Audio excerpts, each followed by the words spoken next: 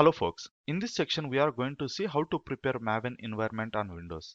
We have already seen what and all topics do we cover over here, but let's see why do we need each of these topics. First we are going to install Java, then install Eclipse. Eclipse is one of the widely used IDE tool for Java. That's the reason we are using Eclipse so that we can feel how the developers can create the Maven projects. Then by using Eclipse, we are going to create our first Maven project. Don't worry, we don't require any coding skills. There are some predefined templates, those we are going to use it.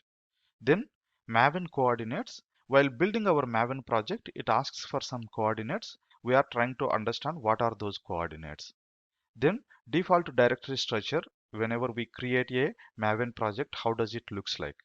Then steps involved in the building a Java project, like how do we compile, test, build, and deploy.